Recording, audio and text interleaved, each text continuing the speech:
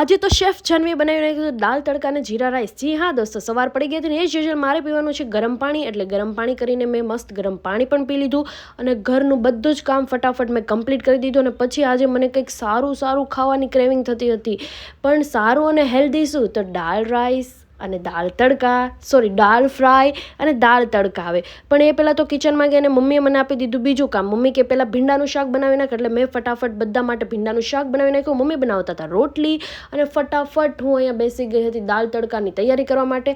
કોઈના બાપામાં તેવડ નથી કે જે મને રડાવીને જાય, પણ કાંદામાં તેવડ છે, કેમ કે કાંદાએ મને રડાવી દીધી. ફાઇનલી કાંદા ટમેટા આપણે ચોપ્ટ કરી નાખ્યા, કટ કરી નાખ્યા, અને પછી બધી તૈયારી ઓલમોસ્ટ ડન થઈ ગઈ હતી. એટલે આપણે કાંદાને પેનમાં નાખ્યા અને એણે મને રડાવી હતી એટલે મેં પણ એને બાળી નાખ્યા.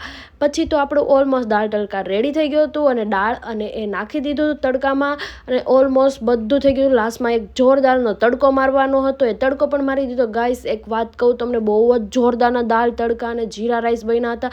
જો તમને લોકોને ભાવે કે ન ભાવે, પણ તમે મને કમેન્ટમાં કહેજો, હું તમને રેસીપી શેર કરી દઈશ, કેમ કે મને તો દાળ તડકા અને જીરા રાઈસ તો બહુ જ ભાવે. લાસ્ટમાં હું તમને મારું રિએક્શન કહીશ, કેમ કે હું તો ઓલમોસ્ટ બધા વિડીયોમાં આહા એવા રિએક્શન આપતી જ હોય કે જોરદાર બન્યું.